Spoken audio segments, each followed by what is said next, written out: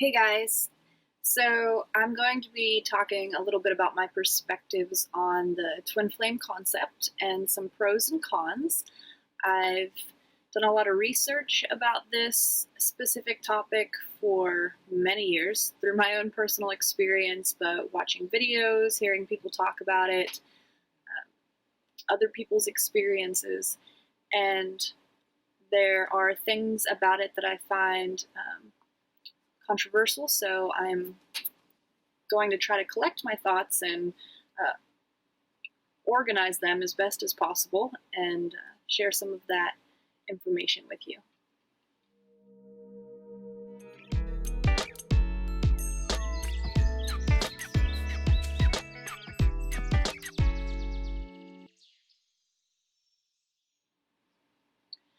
So, the twin flame concept is that there's someone out there that is the other half of your soul, and over a span of time, you will come together and meet your counterpart and be bonded in this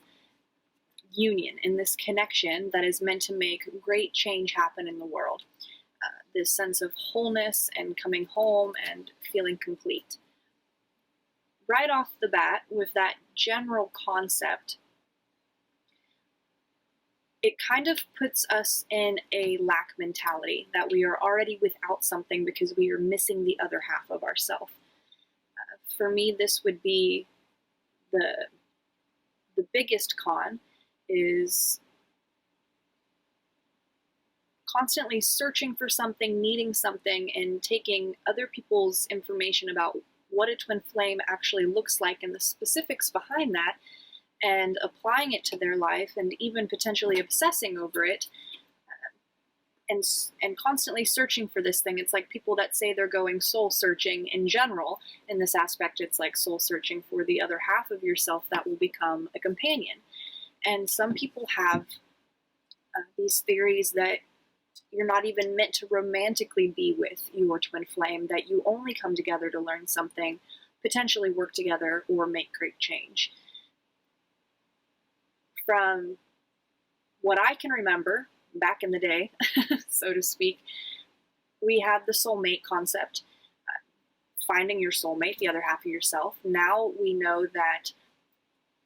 finding your soulmate is more like anybody can be your soulmate. Your lover can be your soulmate. Your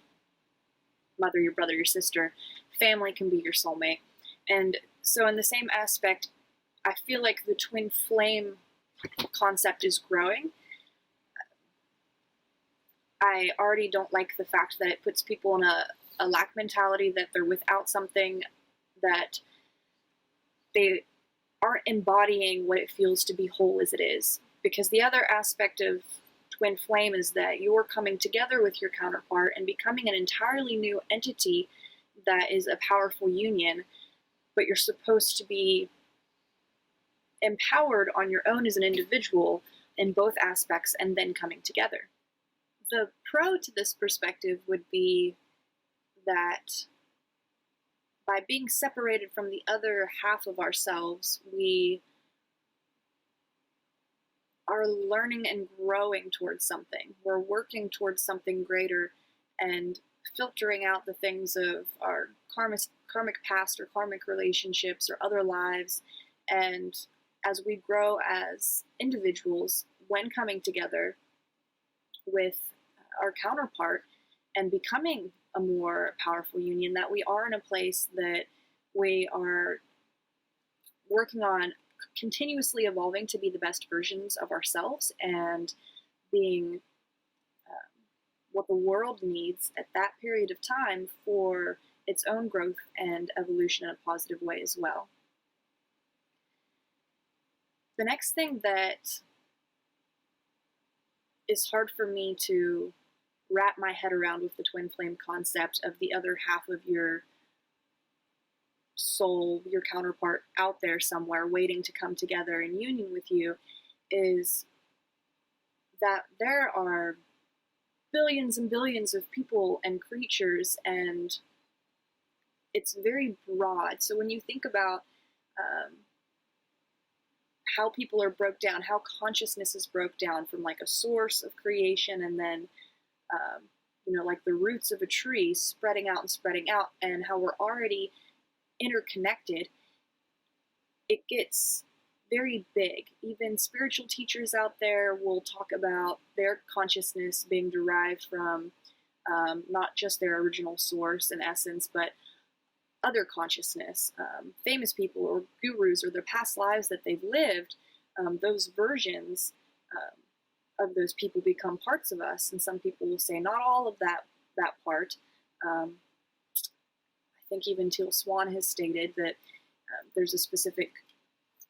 spiritual teacher or guru that is part of her consciousness, but it's a portion of that consciousness. So other people would share some of the same consciousness thread. And in that aspect, when we think about that soulmate concept of people now saying we have multiple soulmates, it would be hard not to argue the same with twin flames, in the aspect that that is just our soul broke down, and we may see portions of it in connecting with multiple different people, and maybe there's just a stronger percentage. Like if you were this star essence and it split up and it clustered into multiple groups, and so you have a unique part of your soul family from this one star cluster, and portions of that shared essence might have a higher percentage with others. And so it's hard for me to wrap my head around the pressure that the twin flame concepts put on people with finding their perfect mate and counterpart, because we have high expectations and then we obsess over it, and then we'll look for the signs and feel that we need to fill ourselves up in this way by finding the other half of ourselves instead of feeling whole individually. Yet we're denying those connections and relationships with other people that are equally as important. So a part of the twin flame concept is having a runner and a chaser, a push and a pull, where the intimidation of the experience and the heightened psychic and telepathic connection that we're feeling with someone causes this constant drawn out experience, and can happen over a span of lifetimes before one or the other person does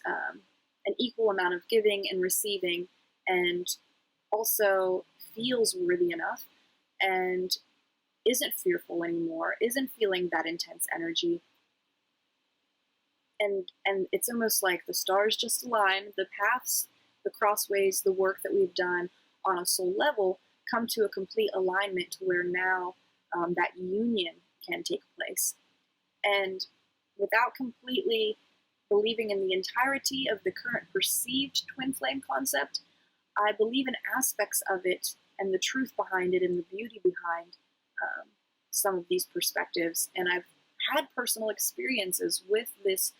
push and pull energy and the runner and the chaser, the synchronicities. And in saying so, I've had what I would call, based on other people's experiences and their similarities to my own false twin flame experience. And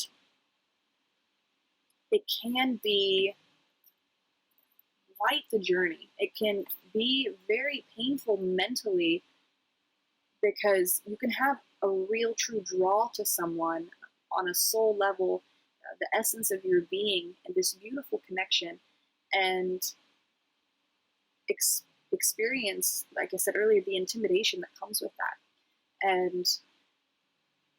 wanting something, and also equally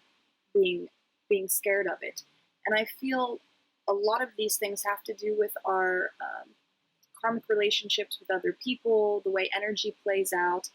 and that's where this twin flame concept gets big for me, gets very broad, and I can nitpick it, is because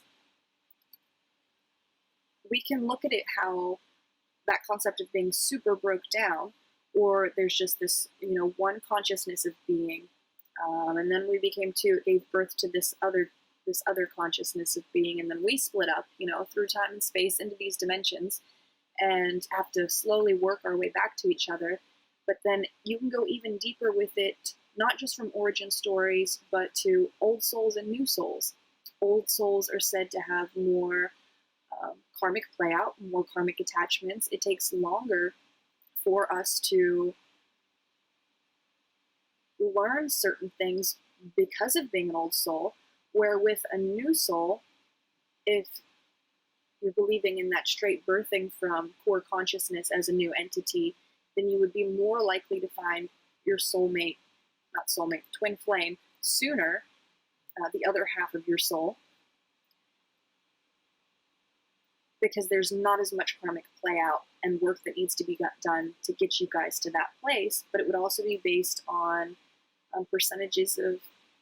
their timeline experience, and even thinking in concepts of past lives and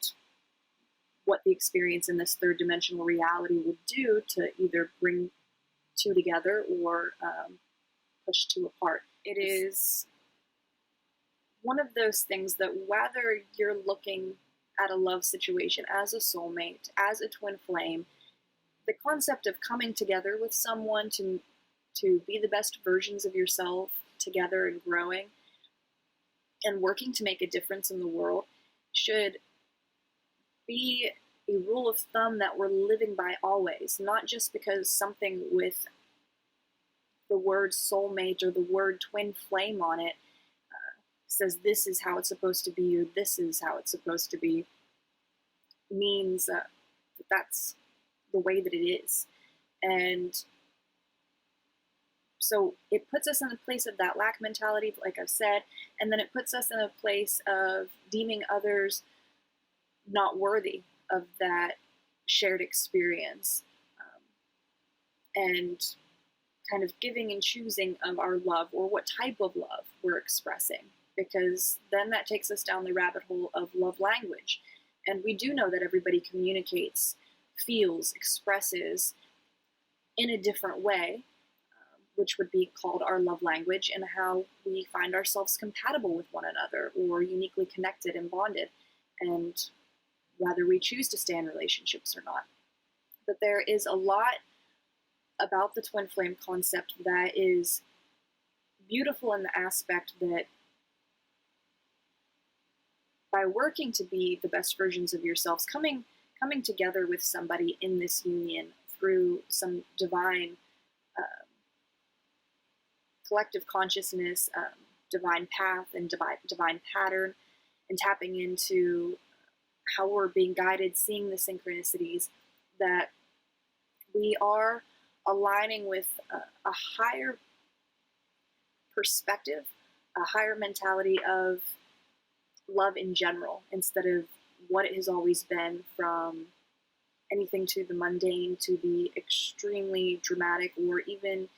the unsafe and domestic violence and the things we fight about and get worked up about, and how people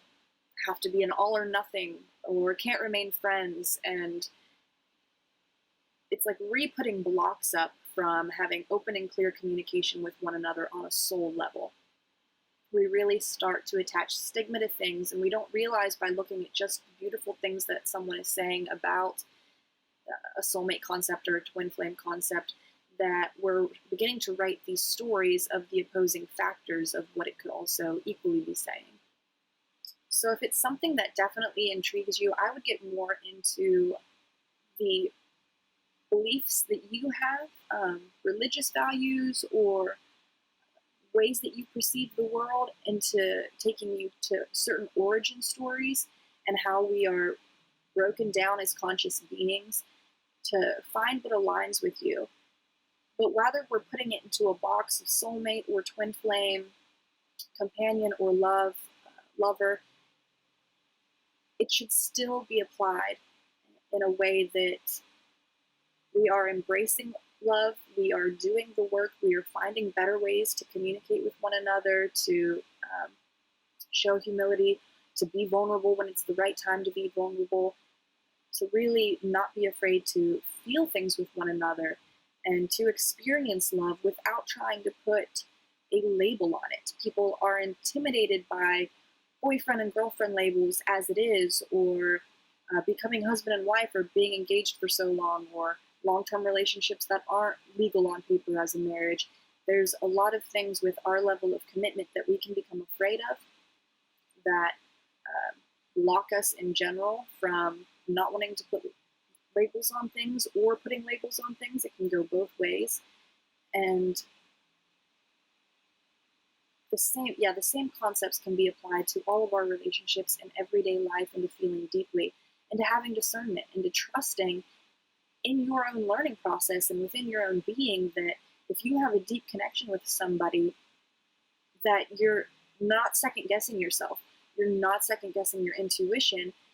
but you're not trying to force or overly control it either. That some level of trust and allowance needs to happen for those things to just flow into place in a healthy way. So I hope this brings a little bit of insight to